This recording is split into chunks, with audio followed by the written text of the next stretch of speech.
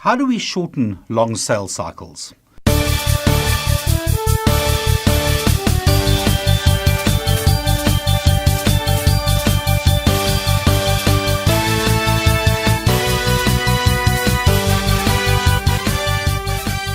How do we shorten long sales cycles?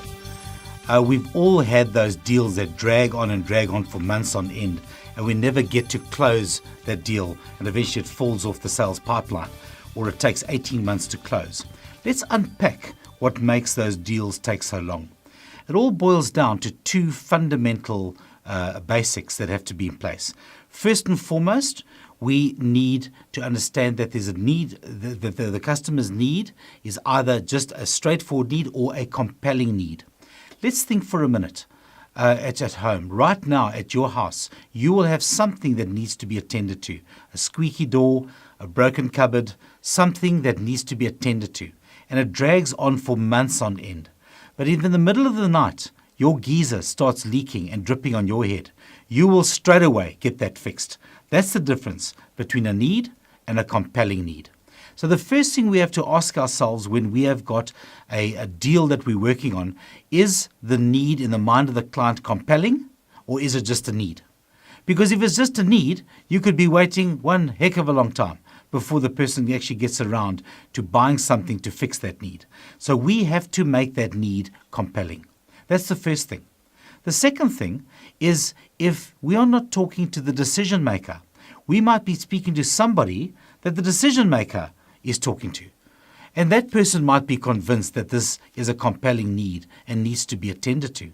But if the decision maker is not seeing it firsthand, you are not going to get that decision to be taken. So, in essence, if we've got a long sales cycle, the first two things we must establish is it a compelling need or just a need? And have we reached the decision maker?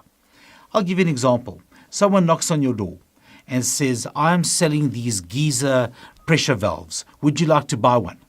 It's $150 as an example, and he can fit it in 15 minutes. So the answer is probably no thank you, but thanks for popping around anyway. And as he's about to walk away, he pulls out a photograph of a house with half its roof blown off. And he says, do you know that every geyser that is more than 3 years old has got a good chance of actually popping? And sometimes they burst like this, sometimes they just end up leaking onto in the ceiling. Or he pulls out a newspaper article and shows you a photograph of a house with half its roof blown off and tells you that in this particular incident, a person was critically injured. Now suddenly you go through a bit of a paradigm shift.